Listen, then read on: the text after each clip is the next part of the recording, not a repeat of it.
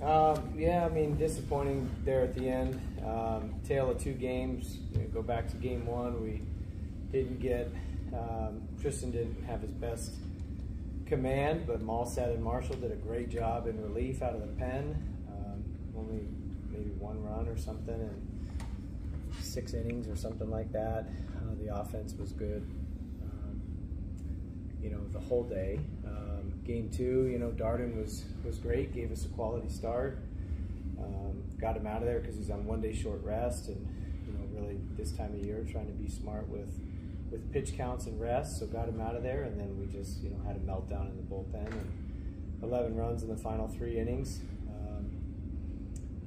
But we're going to go to those guys again. We're going to go back to Garris and Titsworth and Clayton and Gordo, and those guys have done it all year, and it just wasn't our day today, and there's not any time to make excuses about it. We just blew it. The big positive of the day was Blake Wright just put the offense on his back and got one big 2-out hit after the next, and ended up with 7 RBIs and 4 hits today, and the kind of performance that you're looking for in a senior captain to finish in finals. You got a doubleheader the last day of finals, and you need a big performance like that, and he and Darden did a really good job. We just didn't finish the game, and for us to be the team we want to be, we got to finish, and so we'll be fine, and we'll bounce back, and we'll get to play again on Sunday, and it'll be a heck of a rubber match. Questions for Blake?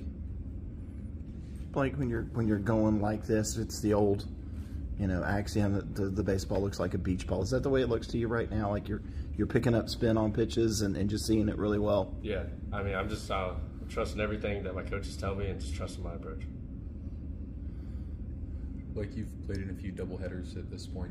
What are some pros and cons of that kind of format from a hitting perspective? Would you say maybe team-wide overall? Yeah, I mean, the pros, you get to play 2 games. You have an opportunity to get 2 wins, and I wouldn't say there's really any cons, but a doubleheader game, it could be a trap. So you got to be able to maintain focus for 18 innings straight.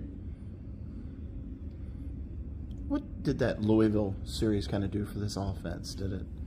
Could everybody, kind of woke back up a little bit? Yeah, definitely ignited everyone. Kind of gave us some energy, kind of gave us some refocus, and we had a really good day on offense, and we're just gonna have to respond on Sunday. Like, does it sting a little bit though when you have the day like you had today, and it is kind of sour like that? Yeah, I mean, it is what it is. It's baseball. It's gonna happen, but we're gonna come back and we're gonna respond on Sunday, like we have been doing all year. Anything else for Blake? All right, thank you, Blake. Questions for Coach?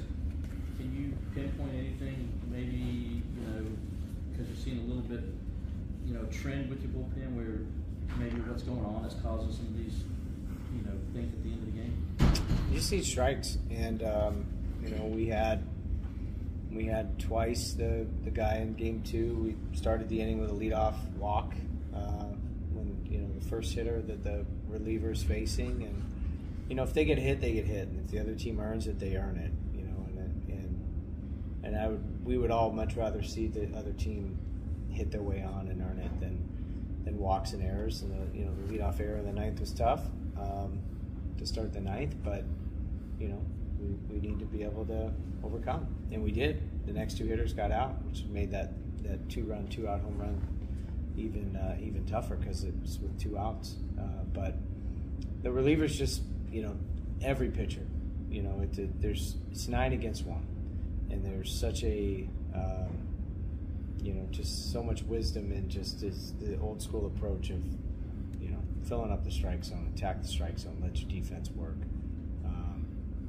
And we struggled with that there at the end, and just didn't get it done. But when we've had some troubles in the bullpen, it's when free passes or errors or something just has led to big innings.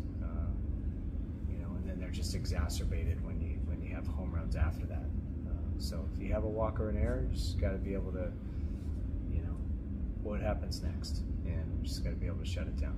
We didn't, and that's a really good offense over there. I mean, we knew they were a good offense coming into the day, much better offense than what we saw in game 1.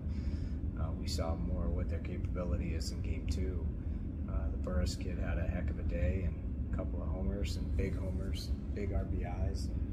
You know, they're a dangerous offense, but we just, you can't give good offenses extra outs. You can't give them free passes. You can't give them errors, and it made us pay. What do you say to those relievers and your pitchers? You know, this is the time of year when you got to kind of tighten it down a little bit. Yeah, I told them exactly what I just said a second ago, that Garris and Titsworth and Clayton and Gordon are, you know, going to go back in the game maybe as early as Sunday. So we got to just flush it and have amnesia. They've been go-to guys for us all year. They've pitched in huge spots. They've pitched in huge high-leverage spots. They've pitched in nail-biters. They've, you know, helped us win a lot of close games and be a part of a lot of, you know, thrilling victories and come from behinds and putting zeros up and all the things. So, you know, it just didn't work out for us today. So we're not gonna let this one ruin our confidence. I mean, this time of year, you're playing good teams. Everyone's in midseason form. Everyone's like looking to get hot, and you know, and this is the time of year where everyone is finishing academics and finishing school, and you just got to fight through that mental fatigue, and then we'll get you know, a surge when next week when it's just baseball all the time. So, but everyone's going through it. You know, this is the end of the academic year and finals for everybody. So, or most people. But you know, can't let that be a reason or an excuse. We still have to get out there and compete, and we just didn't compete well enough in the strike zone. And when we did, they made us pay. So, what are you gonna do?